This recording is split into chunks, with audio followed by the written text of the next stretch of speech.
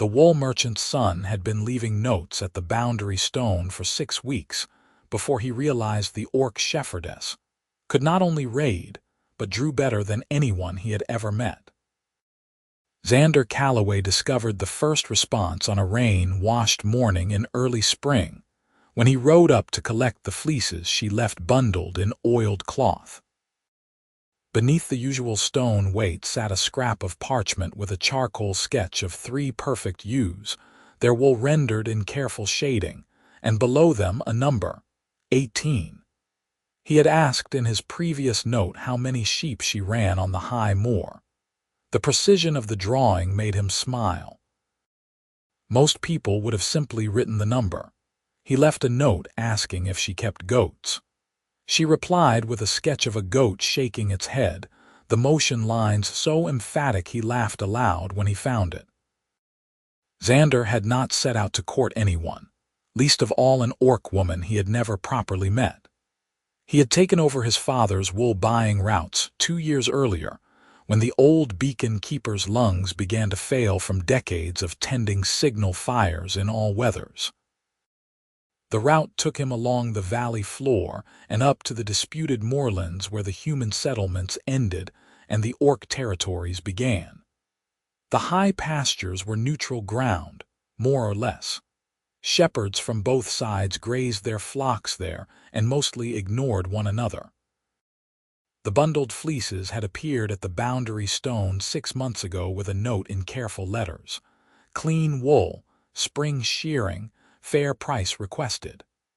Xander had left coins and a note of his own. Quality excellent, will return monthly. What else do you produce? The next month brought fleeces and a basket of goose eggs. The month after that, fleeces and 2 skeins of undyed yarn spun finer than anything his mother could produce. He had been curious then. Curious enough to start leaving longer notes, asking questions. What did she feed her geese? Did the winter wolves trouble her flock? Had the late frost damaged the moorland grasses? Her responses came in drawings and brief words. A wolf's pawprint with an X through it. A sketch of frozen grass blades, half of them crossed out. A goose with an open beak surrounded by tiny seeds. Xander had stammered badly as a child, his tongue tripping over words until his face burned and other children mocked him. His mother had taken him to a traveling physician, who said the boy's mind ran faster than his mouth could follow. The solution, according to the physician, was to slow down and breathe. But Xander had found another path. He learned to fill the space with charm and humor, to turn every conversation into performance, to make people laugh before they could judge. By 15, his stammer had faded to an occasional hitch, but the habit of talking remained. He could sell wool to a shepherd and make the shepherd thank him for it. Yet here at the boundary stone he found himself weighing every word he wrote, aware that this strange, invisible woman read each one carefully and responded with thought. Her drawings revealed more than any letter could. She had an eye for detail and a steady hand. She noticed things. The way a goose tilted its head, the texture of frost, the bulk of a well-fed ewe. In his 8th note he included a small joke, a play on words about fleece and fleecing. Her response was a drawing of a sheep wearing a merchant's hat, its expression profoundly skeptical. He had never heard her voice. He was not entirely certain of her name, though he had asked. Her response had been a charcoal mark that might have been a letter P, smudged at the edge. In his 10th note he wrote, "Do you have a name, or should I continue calling you the mystery shepherdess of the high moor?" The word mystery had 3 false starts crossed out. Even in writing, some old habits died hard. Her reply came with the next month's fleeces. Petra Grimwood. The letters were shaky, as though she had rewritten them several times. Petra. He said it aloud, standing alone by the boundary stone with the wind whipping across the open moor. It suited her, or suited what he imagined of her. Solid, enduring, with a hidden softness in the sound. He wrote back, Xander Calloway, wool buyer, occasional poet, and the only person I know who looks forward to riding 3 hours through mud to collect sheep fleeces. It's a pleasure to properly meet you, Petra Grimwood. The correspondence continued. He learned she had 43 ewes, 14 geese, and no goats because they ate everything including the wicker of her creel basket. She learned he had 2 younger sisters, a father whose cough worsened each winter, and a mother who could spin wool but preferred gardening. He learned Petra had lived alone on the high moor for 4 years. She learned Xander had once fallen into a dye vat and turned blue for a week. He began to look forward to the Boundary Stone visits more than any other part of his route. The anticipation built each month as he rode upward through the scrub and heather. What would she draw this time? What question would she answer? In late spring, he left a note asking what she looked like, then regretted it for 3 weeks until he returned. He half expected no response or an angry one. Instead, he found a self-portrait. It was tiny, no larger than his palm, rendered in fine charcoal lines. An orc woman's face, large eyes beneath a heavy brow, small tusks just visible at the corners of her mouth, hair pulled back in a braid. The expression was solemn, almost worried. She had drawn herself looking directly out of the page. Xander stood in the wind with the scrap of parchment in his hands and felt something shift in his chest. She was lovely. Not in the way the village girls were lovely, all dimples and ringlets, but in a way that made him want to keep looking, to trace the line of her jaw and the set of her mouth. He wrote back, "You have an honest face. I wish I could say something charmer, but charm seems wrong for this. Thank you for showing me." Her next note said only, "What do you look like?" He was not an artist.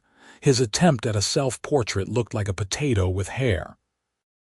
He tried 3 times, swore, and finally wrote, "Imagine a medium-tall man with brown hair, gray eyes, a nose that was broken once and healed crooked, and the kind of face people call friendly. I smile too much, according to my sisters. I am told I look harmless, which is useful in business and less useful elsewhere." She sent back a drawing of a potato with a friendly expression. He laughed hard enough to startle his horse. By summer, the notes had become something more than business correspondence, though they still traded goods at the Boundary Stone. He brought her things he thought she might like: a good knife, a packet of seeds, a book of folk tales from the valley. She left him yarn, eggs, and once a detailed map of the moor showing the safest paths through the bog. He had still never heard her voice. He had never seen her in person. The self-portrait lived folded in his pocket, growing soft at the creases. In midsummer he wrote, "I would like to meet you properly if you are willing. I could ride up on a day that is not collection day. We could talk." 2 weeks of silence followed. He made his regular collection and found only fleeces, no note. His stomach sank. He left another message. "If I have presumed too much, I apologize. I value our correspondence and would not want to lose it." Another 2 weeks. Still no note. He kept riding up anyway, once a week now instead of monthly. He left notes each time, chattering on paper the way he did in person. He told her about the valley news, about his father's health, about a sheep-dog trial he had judged. He asked nothing in return, demanded nothing. Just left his words weighted under the stone and rode away. On the 6th week he found a response. It was a single word, the letters pressed so hard into the parchment they had nearly torn through. Afraid, his chest tightened. He wrote back immediately, leaving the note the same day, "Of me. Or of something else. You don't have to meet me. You don't have to do anything you don't want. But I'm not afraid of you, if that matters." Her response came 3 days later. He found it on an unscheduled ride up the moor, which meant she had left it recently, which meant she was watching the stone. The note said, "Not of you, of talking." of being seen. He sat down on the heather beside the boundary stone and pulled out his pencil and paper. The wind tried to tear the page from his hands as he wrote. I stammered as a child, couldn't get 3 words out without choking on them. I know what it's like to dread speaking. If you'd rather continue as we are, I'm content with that. But if you're only afraid of being foolish, I can promise you I've been foolish enough for both of us and survived it. He left the note and rode part way down the slope, then stopped. Something made him turn and look back. A figure stood by the boundary stone, distant enough that he could make out only the shape, smaller than he expected, wrapped in a shepherd's cloak, unmoving. Xander raised one hand in greeting. The figure did not move. He turned his horse and rode down the mountain, his heart hammering. She left a note the next day. Tomorrow at sunset by the rowan tree near the stone. Xander arrived an hour early, then felt foolish for it and rode back down, then returned at sunset properly. The rowan tree clung to a crack in the granite, twisted by wind into a permanent bow. The low sun turned the moorland gold and crimson. She was not there. He waited as the sun sank and the shadows lengthened. The wind picked up, carrying the scent of heather and distant rain. He heard the bleating of sheep, the cry of a curlew. Just as he was about to give up, he saw movement. She came over the rise slowly, a shepherd's crook in one hand. The sinking sun lit her from behind, turning her edges to fire. Xander stood very still. Petra Grimwood stopped 20 feet away. She was not tall, perhaps a hand's breadth shorter than himself, with the strong build of someone who worked outdoors in all weathers. Her skin was the green of new leaves, her hair a dark braid over one shoulder. She wore a shepherd's rough tunic and trousers, practical boots. Her eyes were large and dark under that heavy brow, her tusks small enough that he might not have noticed them if he had not been looking. She stared at him. He stared back, every prepared word evaporating from his mind. "Hello," he managed finally. She opened her mouth, closed it, shook her head. Her hands tightened on the crook. "It's all right," Xander said. "You don't have to talk if you don't want to." She shook her head again, more forcefully. Her mouth moved but no sound emerged. Frustration tightened her expression. Xander took a careful step forward. "I'm Xander, but you know that. And you're Petra. And I'm very glad to meet you properly, even if we just stand here in silence and then go home. That would be fine too." She made a small sound, not quite a word. Her face flushed darker. "You want to walk?" Xander asked. "We could walk. No talking required." "I talk enough for 3 people anyway. You'd be doing the world a service by staying quiet." That got a flicker of something, maybe amusement, maybe relief. She nodded once. They walked. Xander kept a respectful distance, hands in his pockets, chattering away about the valley, the wool prices, his sister's new baby, anything and everything. He did not require responses. He could feel her beginning to relax beside him, her shoulders dropping, her pace evening out.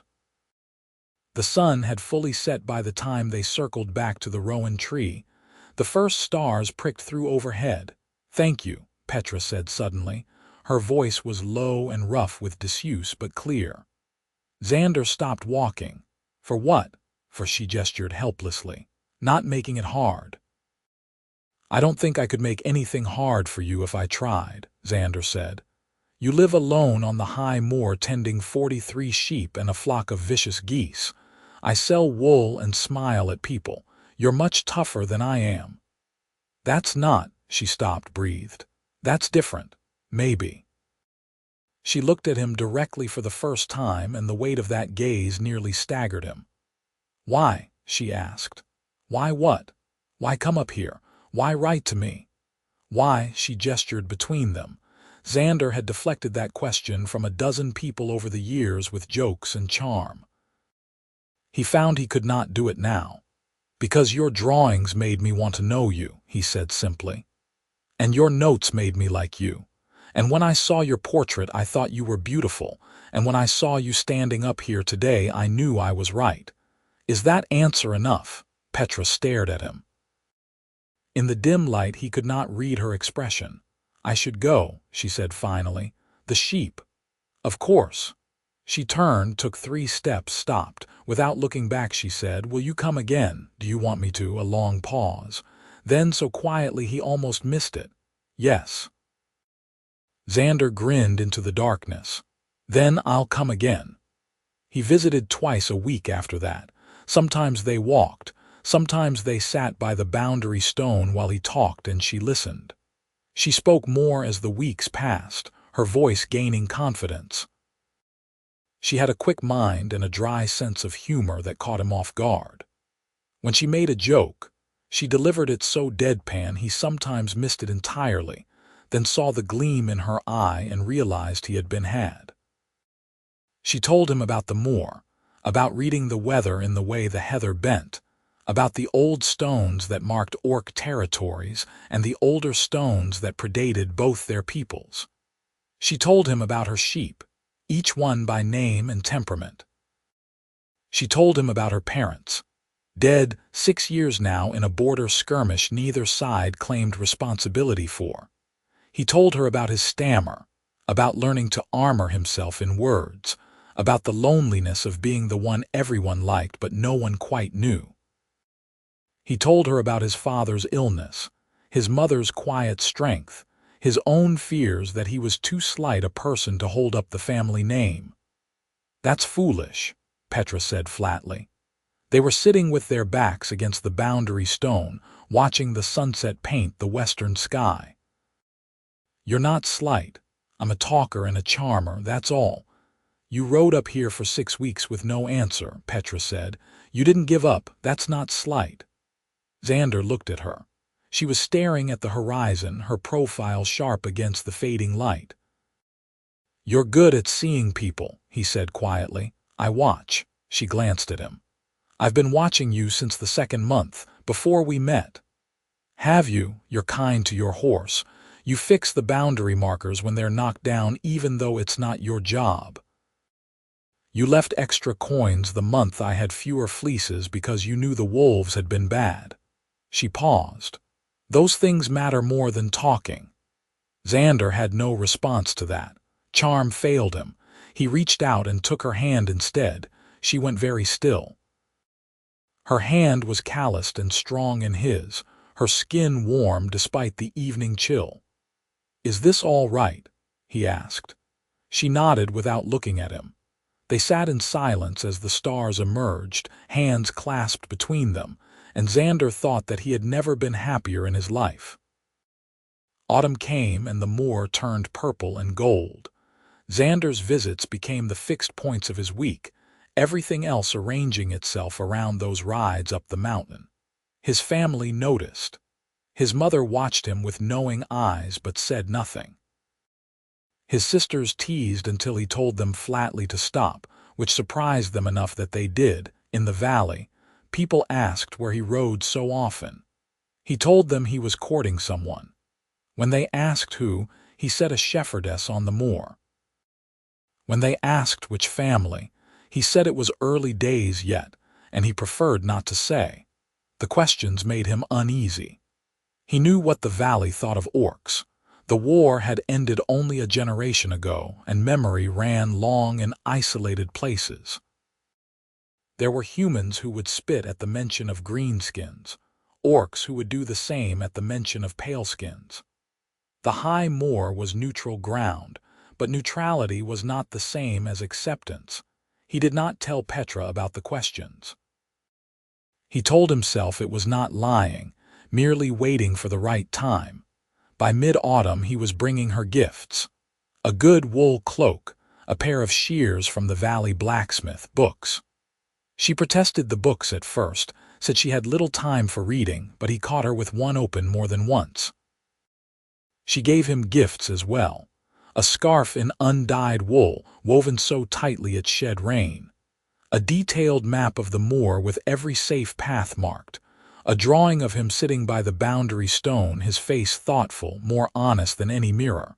When did you draw this? He asked, studying it. Last month. From memory. You remember me that clearly, she looked away. I remember everything about you. Xander folded the drawing carefully and tucked it beside her portrait in his pocket. Both were growing soft now, warmed by his body, creased by motion. In late autumn, the first hard frost came, and with it, a question that had been building in Xander's chest for weeks. He rode up on a bitter morning to find Petra mending a section of dry stone wall, her breath misting in the cold air. "I need to ask you something," he said without preamble. She set down the stone she was holding and turned to him, wariness in her eyes. "What are we doing?" he asked. "I need to know what this is, Petra, for you. What do you want it to be? Don't do that. Don't deflect. I'm asking what you want." She was silent for a long moment. Around them the moor stretched empty and cold, the heather frost brittle, the sky a pale, unforgiving blue. "I don't know if I can have what I want," she said finally. "Tell me anyway." She met his eyes. "I want you to keep coming here. I want to see you every day instead of twice a week." She stopped, breathed. "I want what I can't ask for." "Why can't you ask?" "Because you're human, I noticed, and I'm an orc." "I noticed that too." Xander moved closer. "Petra, if you think I don't know what I'm doing here, you're wrong. I know exactly what I'm doing. I've known since summer. I'm courting you and I'm doing it seriously, and I intend to keep doing it unless you tell me to stop. People won't accept it. Some won't. Some will. I don't particularly care either way. Your family, my family, will meet you and like you because you're easy to like once you stop being afraid. The valley, Petra." He took her hands, cold even through her gloves. "I'm not asking permission from the valley. I'm asking you, do you want this? Do you want me?" She stared at him, her eyes searching his face. "Yes," she whispered, "but I don't know if you understand what you're asking for." "Then explain it to me." "There are laws," she said. "Old laws. Humans and orcs don't marry. The churches won't have it, the councils won't allow it. We could live together, maybe, up here where no one sees, but we'd have no legal standing. No protections. If something happened to you, I'd have no claim. If something happened to me, your family could take everything and I couldn't stop them. What if the laws changed? They won't." "But what if they could?" She pulled her hands free. "You're talking about dreams, Xander. I'm trying to talk about reality. Reality first was notes at a boundary stone. Reality now is me riding up here twice a week to court an orc shepherdess who draws better than anyone I've ever met and makes me laugh without trying. Reality is I've been happier these past months than I've been in years. So forgive me if I think reality is more flexible than you're giving it credit for." Petra turned away, her shoulders tight. "You should go. Petra, please. I need to think." Xander wanted to argue, to push, to deploy every charm he had ever learned. Instead, he made himself nod. "All right. I'll come back in 3 days, but I'm not giving up on this, on us." She did not answer. He rode down the mountain with his chest tight and his mind racing. 3 days later, he returned to find the boundary stone empty. No fleeces, no note, no Petra. He waited an hour, then left a message. "I meant what I said. I'll be here every 3 days until you're ready to talk." 3 days after that, still nothing. He left another note. 3 days after that, the same. His notes began to pile up, weighted under the stone. He wrote about the valley, about his father's worsening health, about the first snow. He wrote about missing her, about refusing to give up, about believing there was a way forward if they could only find it. 4 weeks passed. His family asked if something was wrong. He said only that he was working through a problem and would solve it. He kept riding up, kept leaving notes. The weather turned bitter and still he came, wrapped in furs, his horse's breath steaming in the frozen air. On the 6th week he arrived to find boot prints around the stone. Recent ones, small with the tread of shepherd's boots. His heart leapt, but there was no note for him. He left his own anyway. I saw your tracks. I know you're reading these. Take all the time you need, but please don't disappear. If you want me to stop coming, you'll have to tell me directly. I need to hear it from you. 2 days later, he returned on an unscheduled day, driven by instinct he could not name. The sun was setting, turning the snow dusted more to rose and gold. Petra stood by the boundary stone. She looked thinner than he remembered, her eyes shadowed. She clutched something in both hands, a piece of parchment, rolled and tied. Xander dismounted slowly, afraid to startle her. "Hello. I read your notes," she said. Her voice was rough, all of them. "I hoped you would. You're stubborn. Yes, you don't give up. Not when it matters." She looked down at the parchment in her hands. "I asked you before if you understood what you were asking for. I don't think you did. I don't think I did either." Xander waited. The wind cut across the open ground, biting through his cloak. "Do human men ever marry orcs?" Petra asked. She did not look up. Her voice was barely audible. "Not in secret, not in hiding. Really marry them." "Do they?" For once in his life, Xander Calloway had no words. All his prepared speeches, all his clever deflections, every piece of armor he had built from charm and talk gone. He closed the distance between them in 3 strides and took her hand, the one not clutching the parchment. He lifted it gently and pressed his lips to her rough knuckles, felt her hand tremble in his. "Yes," he said against her skin. "This one does, if you'll have me." Petra made a sound between a laugh and a sob. "You're supposed to ask properly." "I'm asking." He kept her hand against his mouth. "Petra Grimwood, will you marry me? The laws will change them. Your family will love you. The valley can go hang. Petra, look at me." She lifted her eyes. They were bright with tears. "I'm asking," Xander said. "And I'm not asking lightly. I'm asking because I cannot imagine my life without you in it, because you make me want to be quiet and listen, because you see me clearly and like what you see anyway, because I love you." "Do you love me?" "Yes." The word broke on a sob. "Yes, I love you, you ridiculous man. Then marry me. How, I don't know yet, but we'll find a way." He pulled her close, and after a moment's hesitation she came, tucking her face against his shoulder. She was shaking. He wrapped both arms around her and held on. "I promise you we'll find a way." They stood like that until the sun set and the stars emerged, and when they finally pulled apart, Petra handed him the rolled parchment. "What's this? Open it later, when you're home." He tucked it carefully into his saddlebag. "Will you come down to the valley with me, meet my family?" She sucked in a breath. "When? Tomorrow, if you're willing. No use waiting." "What if they won't? Trust me." Petra nodded slowly. "All right, tomorrow." That night, Xander unrolled the parchment by candlelight in his room. It was a drawing. The two of them standing by the boundary stone, his hand lifting hers to his lips, her face turned toward him with an expression of such naked hope it made his chest ache. She had drawn them from a distance, as though standing outside herself, watching. Below the drawing she had written in her careful hand, "I was afraid to want this. Thank you for being brave enough for both of us." He folded the drawing and placed it with the others in his pocket, then lay awake until dawn planning what came next. Petra arrived at the valley house the next afternoon, mounted on a sturdy moor pony, wrapped in the wool cloak he had given her. Xander met her at the gate. "Are you ready?" "No." "Good, neither am I." He grinned at her. "Come on." His mother was in the kitchen, his father dozing by the fire in the main room, his sisters visiting neighbors. Xander had planned it that way.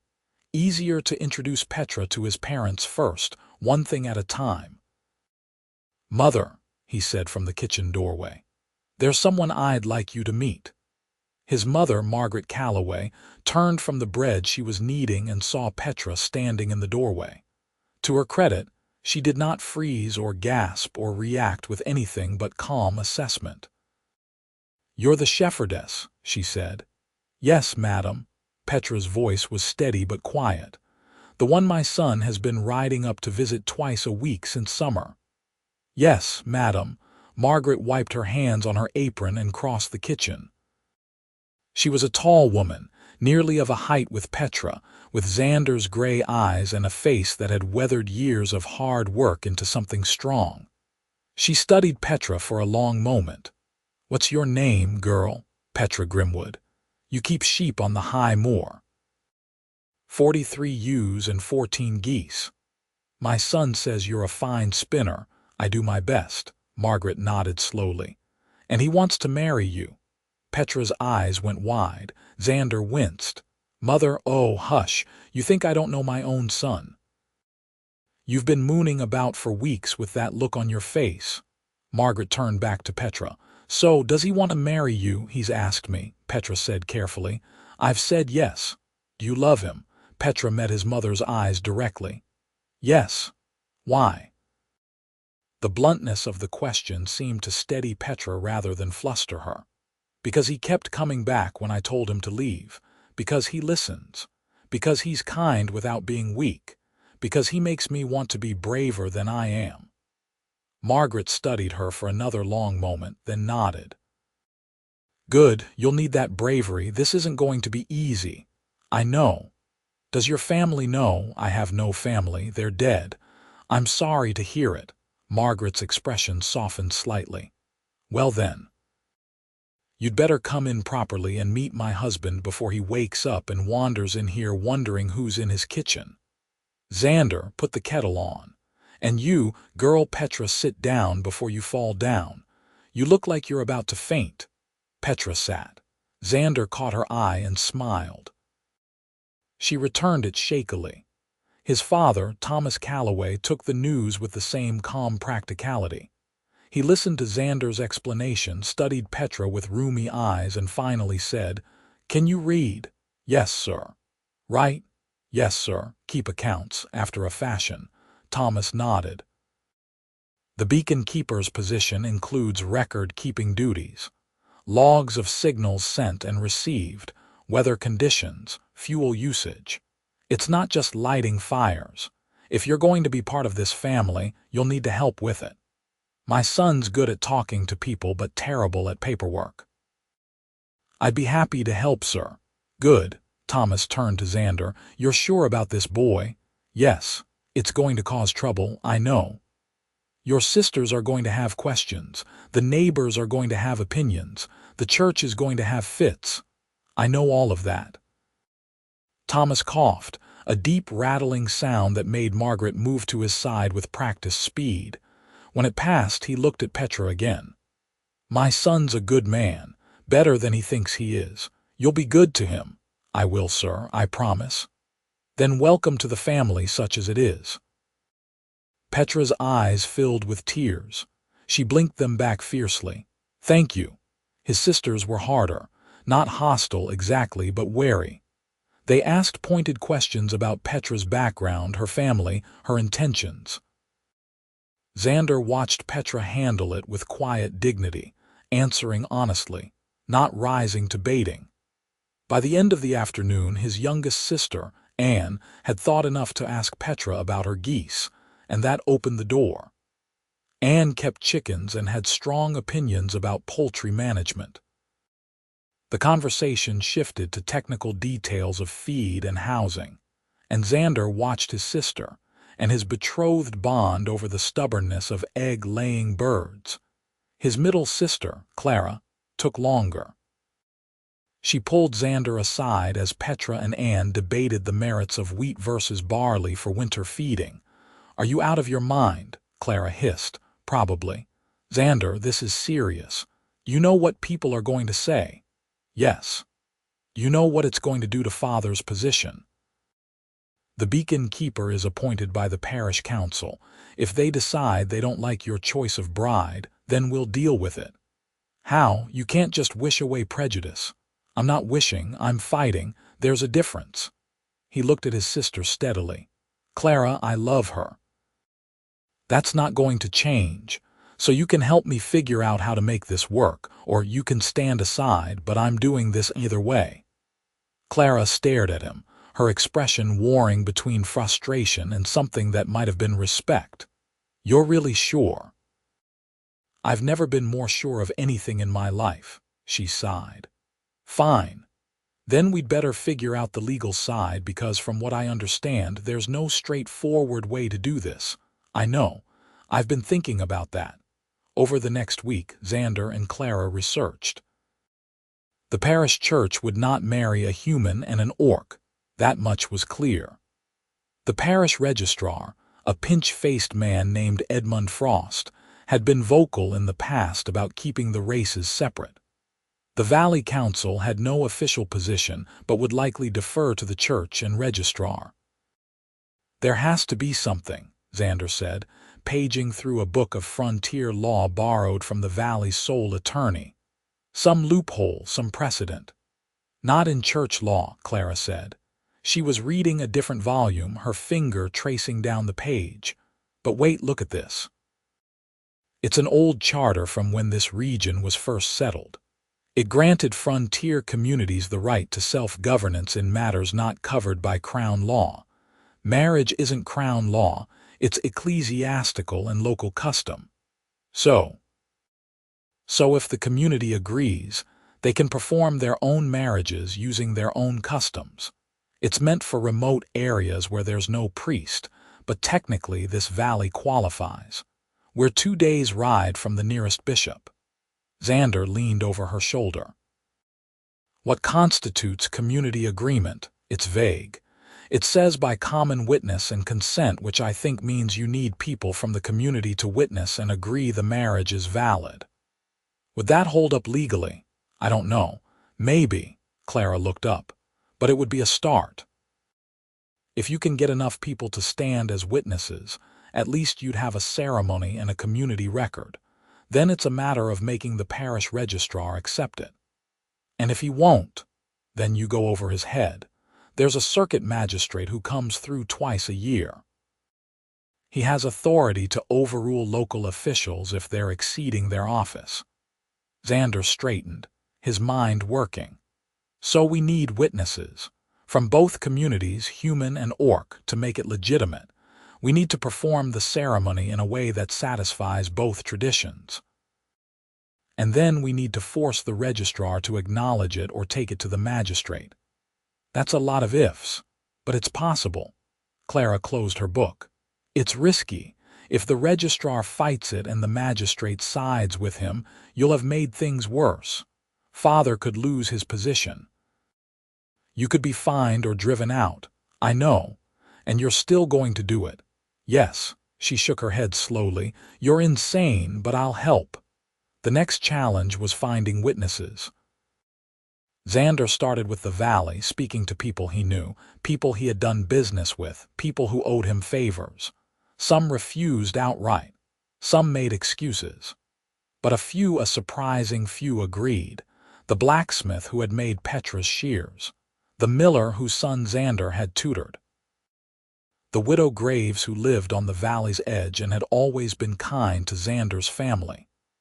"I don't see why 2 people who love each other shouldn't marry," the widow Graves said when Xander asked.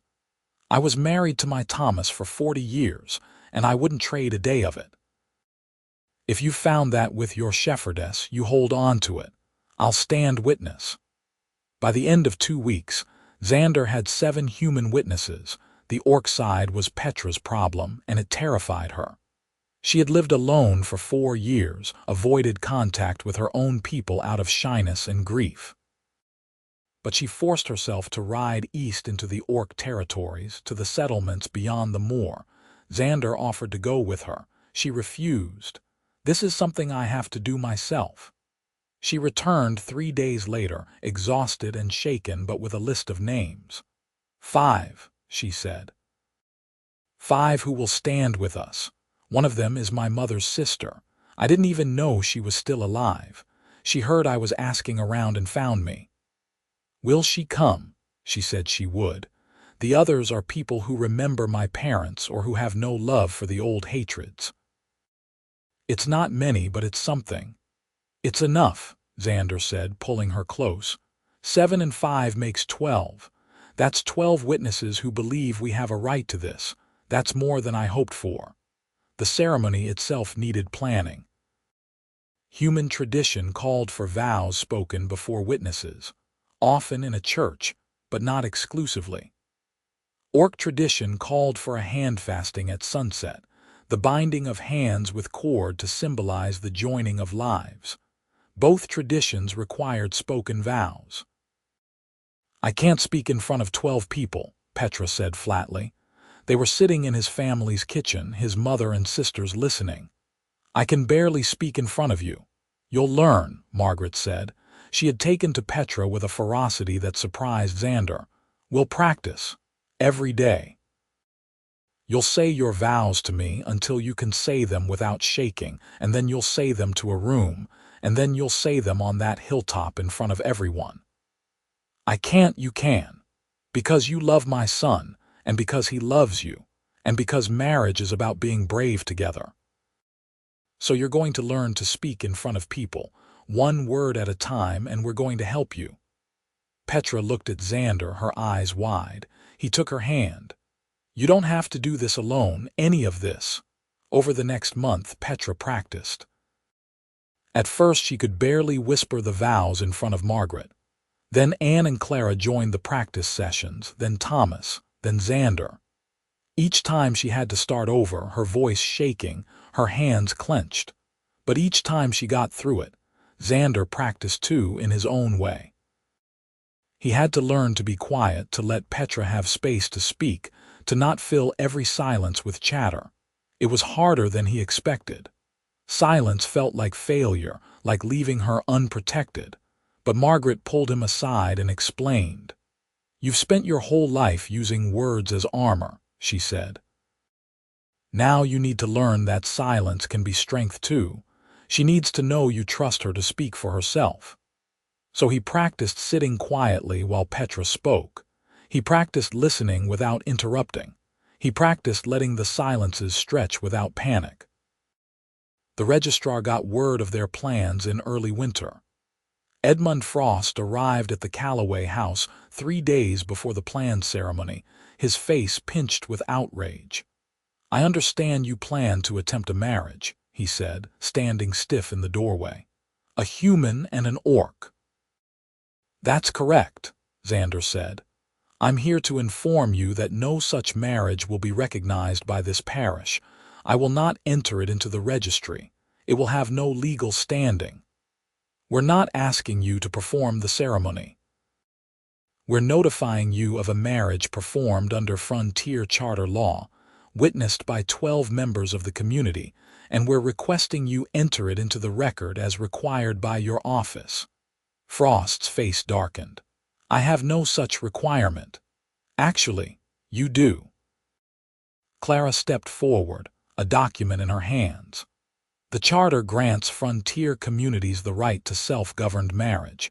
As parish registrar, you're required to record all legal marriages performed within your jurisdiction. If you refuse, you're exceeding your authority. This is absurd. The bishop isn't here, and the circuit magistrate is. He arrives day after tomorrow. If you refuse your duty, we'll take it to him. Frost sputtered. You wouldn't dare. Try us, Xander said quietly. The registrar left, threatening consequences. Thomas coughed through most of the confrontation, unable to speak, but when Frost was gone, he looked at his children with something like pride. You're both braver than I was at your age, he rasped. The ceremony was planned for sunset on the winter solstice, on the high moor by the boundary stone and the rowan tree. Symbolic, Petra said. The longest night, the turning point toward light, the morning of the solstice. Xander woke before dawn. He could not eat, could not settle. He rode up to the moor early, needing to see the place to make sure everything was ready. Petra was already there. She stood by the boundary stone wrapped in a heavy cloak, watching the eastern sky pale toward sunrise. Couldn't sleep? Xander asked, dismounting. No. He joined her, standing close enough to feel her warmth. "Are you afraid?" "Yes, you, terrified." She glanced at him. "You don't look terrified. I'm good at hiding it, years of practice." "What are you afraid of?" "That I'm asking too much of you. That this will go wrong and you'll be hurt. That I won't be enough to make up for what you're risking." Petra turned to face him fully. "Xander, look at me." He did. "You're enough," she said. "You've always been enough. I'm not risking anything I'm not willing to lose. This is my choice as much as yours. I just want you to be happy. Then stop worrying about whether I'll regret it and help me get through today without fainting." He laughed, surprising himself. "All right, deal." They spent the morning preparing the site. Xander's family arrived at midday with wood for a signal fire, food for a feast afterward, benches borrowed from the village. Petra's aunt arrived with 4 other orcs, carrying cords for the hand-fasting and a beautiful woven blanket in shades of blue and green. "It was your mother's," the aunt said, handing it to Petra. Her name was Greta Grimwood, and she was a softer, older version of Petra with streaks of gray in her dark hair. "She would have wanted you to have it." Petra took the blanket with shaking hands. "I thought everything was lost. I kept a few things, for when you were ready." Greta touched Petra's cheek. "I'm glad you found something worth being ready for." The human witnesses arrived in the afternoon. The blacksmith, the miller, the widow Graves, and 4 others.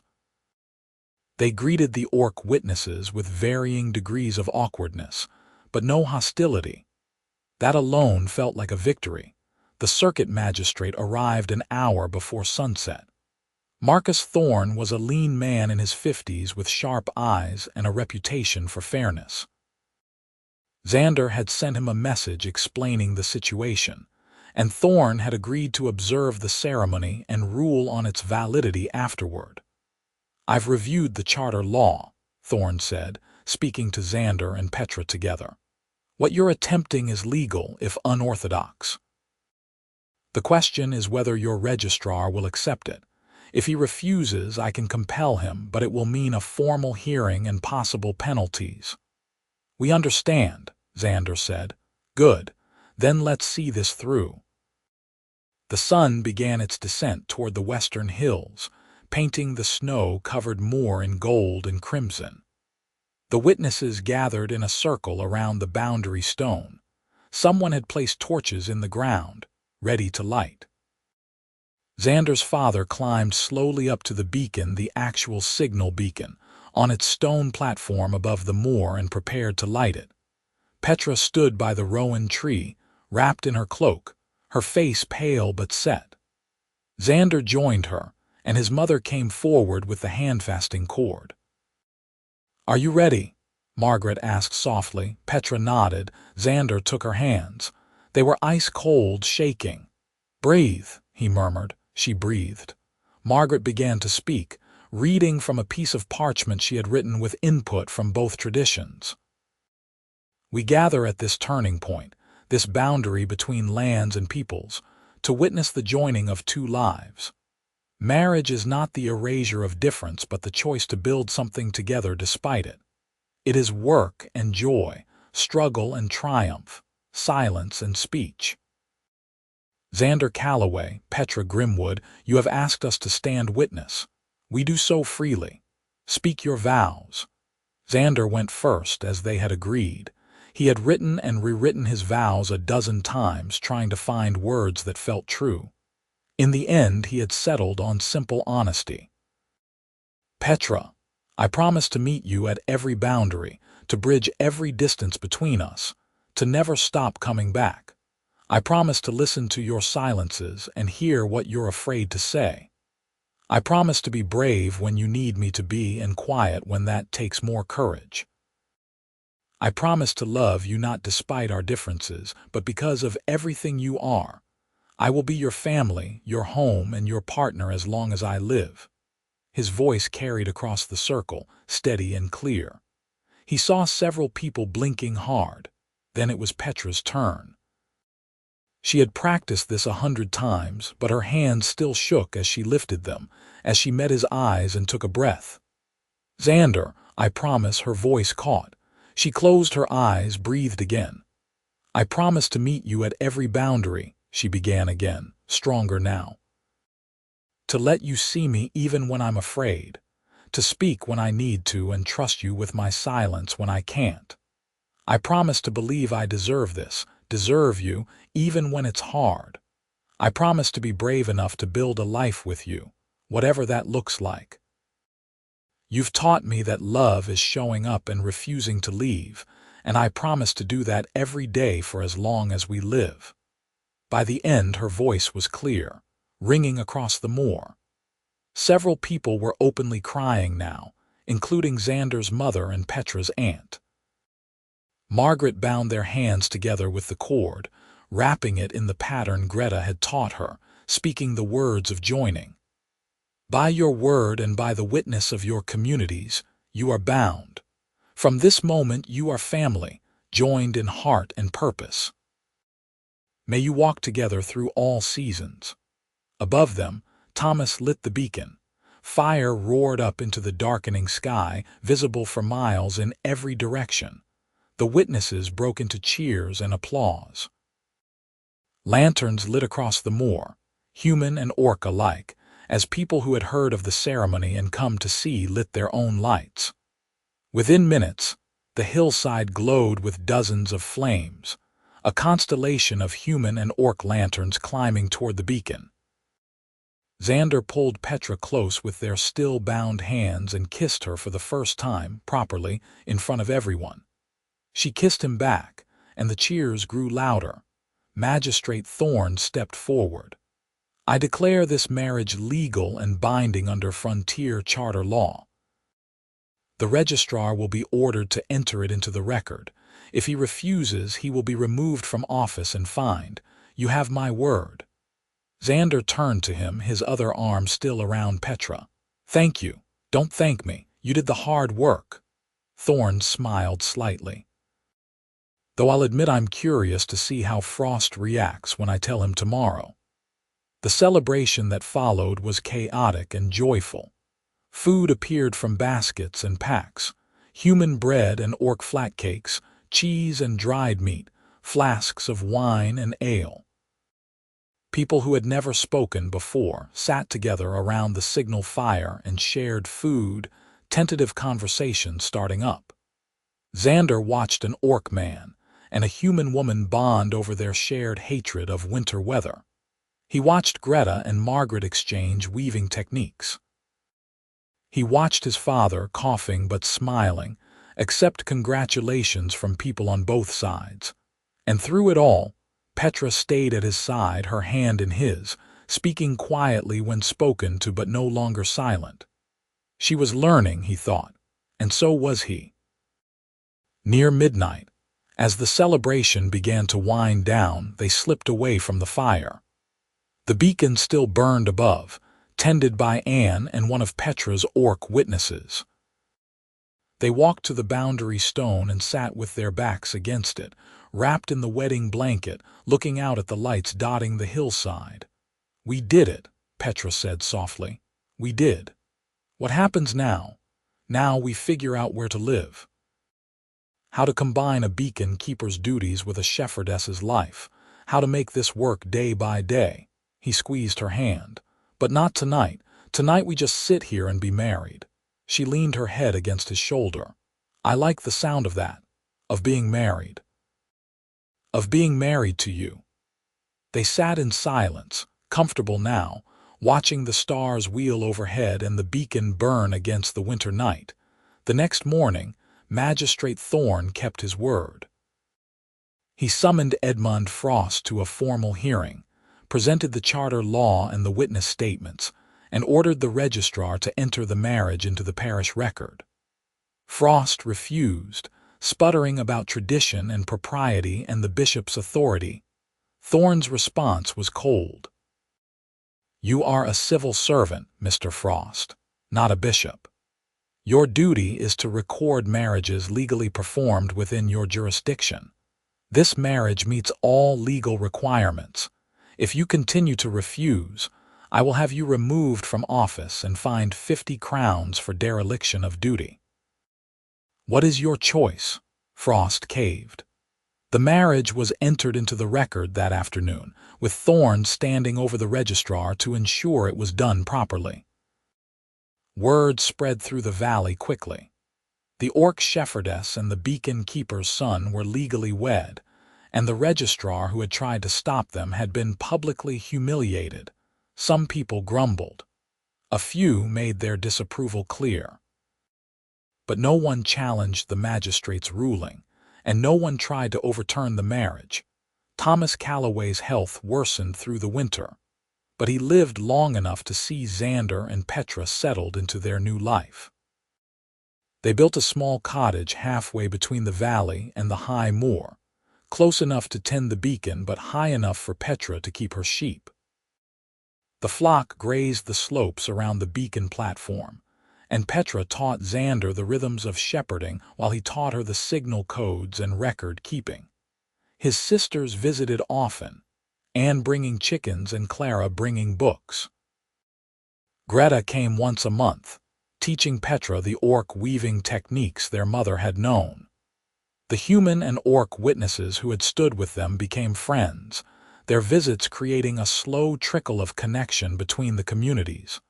Thomas died in early spring, peacefully in his sleep. At the funeral, attended by both humans and orcs, Xander delivered a eulogy that made everyone cry and laugh in equal measure. Afterward, Petra stood beside him and greeted each mourner with quiet grace, her hand steady in his. "Your father would have been proud of you," Margaret said that evening, her eyes red from weeping. "Of both of you." "I hope so," Xander said. "I know so. You're building something he always believed in, that people can be better than their fears." Summer came, and with it the full flowering of the moorland. Petra's sheep thrived, producing fine wool that Xander sold at premium prices. The beacon burned faithfully, tended by both of them in rotation. Word of the marriage spread beyond the valley, and people began to speak of it as precedent, as proof that the old barriers could be crossed. On a warm evening in midsummer, Petra and Xander sat by the boundary stone, their stone now, where they had first traded notes and fallen in love. Petra leaned against him, her head on his shoulder, one hand resting on her stomach. "I have something to tell you," she said. Xander looked down at her. "What?" "I'm pregnant." He went very still. "Are you sure?" "Yes. 2 months, maybe." Greta confirmed it. A wild joy bloomed in his chest. "We're going to have a baby." "Yes." He kissed her, then pulled back, his mind already racing. "We'll need to expand the cottage and get a cradle, and Xander—" "What?" "Be quiet for a moment." He laughed and pulled her close, resting his chin on her head. Around them the moor stretched purple and gold in the fading light, the beacon a steady glow above. Sheep grazed the slopes, geese honked in the distance, and the evening star appeared in the eastern sky. "This is perfect," Petra murmured. "Yes," Xander said, "it is." Their son was born in early spring, squalling and healthy, with his mother's pointed ears and his father's gray eyes. They named him Kieran Calloway, and he grew up running across the moor, learning to tend both beacon and sheep, fluent in the languages and customs of 2 peoples. 3 years later they had a daughter, Willa, who inherited her mother's artistic eye and filled the cottage with drawings. Then another daughter, Freya, who loved the sheep more than anything and could whistle the flock home from a mile away. The cottage expanded room by room. The flock grew. The beacon burned faithfully, a signal seen by both human and orc settlements, a reminder that some lights bridged all boundaries. People still spoke of Xander and Petra's wedding, of the night the beacon burned and the lanterns climbed the hillside from both sides. Children grew up hearing the story. The shy orc shepherdess who asked if human men ever married orcs, and the wool merchant's son who answered by kissing her hand.